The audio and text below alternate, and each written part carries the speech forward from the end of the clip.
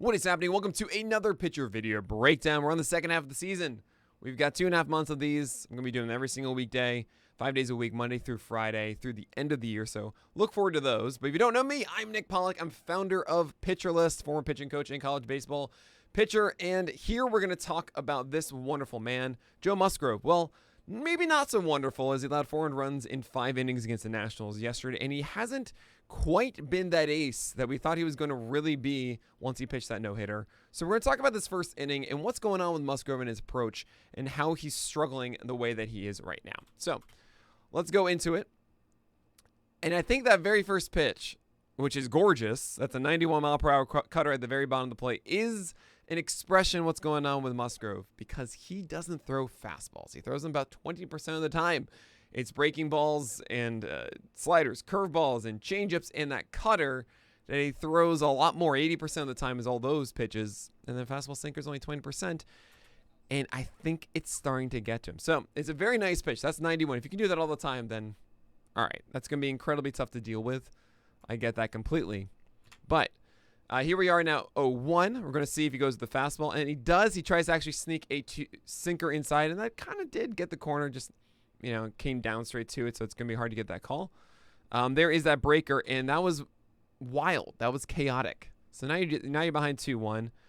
That's a really nice cutter, though. This is brilliant. If you can do this all the time, like, look where this is located.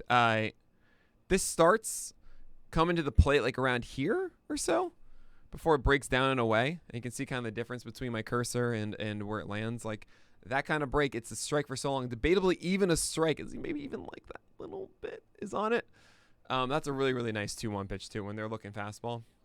That's really good. All right. So here we go.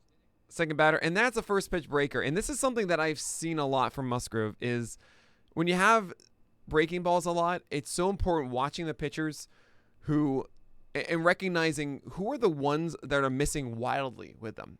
They're waste breaking balls.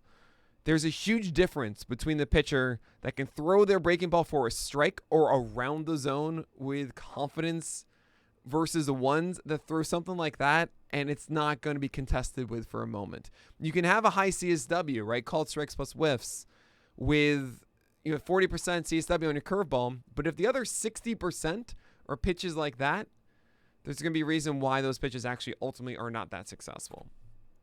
So it's a balance. So those waste pitches can really eat at you. So that one too, I mean, this is a 1-0 pitch, and that's a really nice 2-strike pitch. But at 1-0, Trey Turner is not looking for that kind of breaker. And even if he doesn't recognize it too late, like, he's just not going to try and swing at that. So the book on Musgrove right now is like, hey, he throws a lot of secondary pitches. He doesn't throw too many fastballs. So Turner is only looking for a heater. If he doesn't get it, he's not swinging. And yeah, that's just not the pitch you want to throw 1-0. You want that to be a strike. So 2-0, I mean, Turner's going to be expecting a fastball. Doesn't get one, and that's a good one. That's what I'm talking about. If you can do that at 0-0 instead of 2-0, that's a huge difference, right? It's good that Musgrove was able to do it 2-0, and it's kind of wild to see him be able to have that confidence after missing with 2 of them to be able to get that strike at 2-0. But that's the story. He hasn't thrown a single fastball yet. Let's see what he goes with 2-1. And there's another breaker again. So now it's 2-2. I'm glad he threw it for a strike. And look, you get results when you throw it for a strike. That's a good thing. And that's a beautiful one with 2 strikes. And Turner says, all right, I'm out. Now, I will say Musgrove is establishing himself a lot as a secondary first guy, which is kind of, oxymoron-ish. But I'm a little surprised that Turner did go after this. I want to watch this one more time.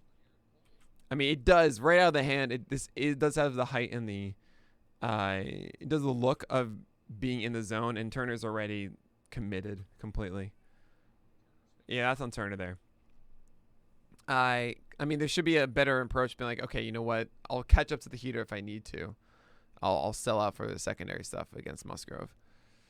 So there's another example of just like completely wasted first pitch one. It's like, come on, man. Be better than that. There's a changeup. That's probably a swing. Oh, he did not go. All right. So that's the first changeup we've seen, but also the first lefty. But he's nibbling a lot. I mean, there you go again. He's trying now to throw a cutter backdoor. We have only seen one fastball, and that was the sinker up and in to the first batter.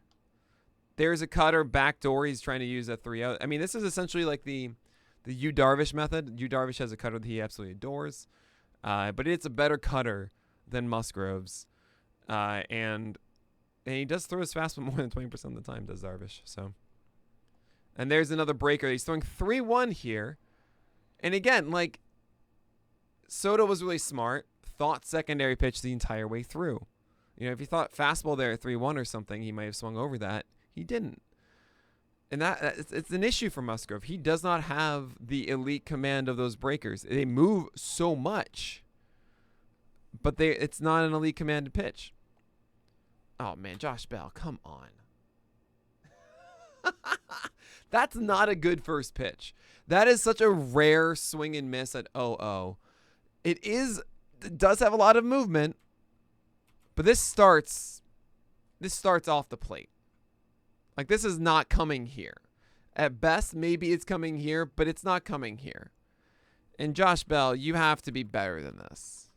Like, that's not... You have to be better than this, Josh Bell. Like, come on, man. So there you go. There, you saw the same thing again. You're like, right, okay. Yep, not a strike. So he didn't swing.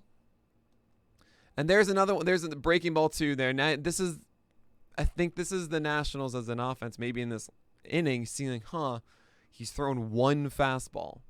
One. And we're already, 17 pitches in? He's thrown one fastball this entire inning.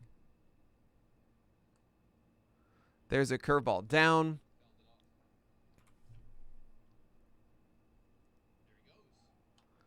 And there's a grounder right side. Can't get it. Okay. So I want to watch this pitch one more time here. So this is 2-2. This is honestly a good pitch. I'm fine with this with Musgrove. Curveball, you land it for a strike as Bell isn't hitting things well here, and that's good. The inefficiency of Musgrove is the problem here, right? He needed 5 pitches to get to 1 inside the zone, really, for Bell to essentially try to get himself out. That's bad luck that got to first and third. So he should have been out of the inning. And there's a bad cutter down and away. Again, you need that to be a strike right now. You're not trying to get it off speed. You need to establish more strikes with your secondary stuff, Musgrove.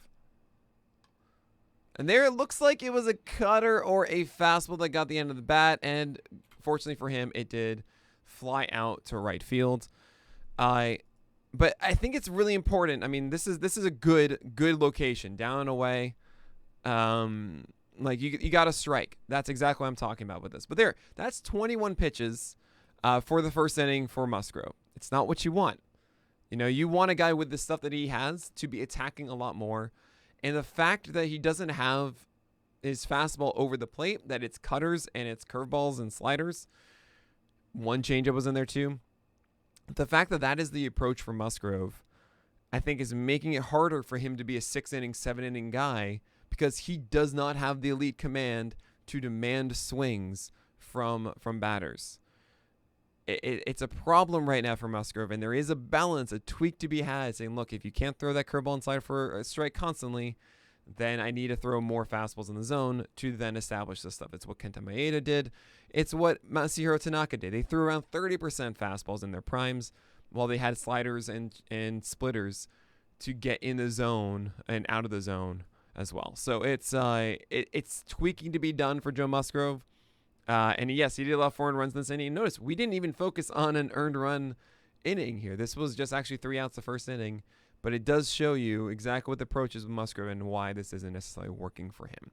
All right, that's going to do it for today's video. Definitely check this out live, twitch.tv/pitchlist every single weekday morning. I'll be doing it every weekday morning until October 3rd. So definitely come check that out on the site. But that's going to do it for today. So as always, may your BABIPs be low and your strikeouts high.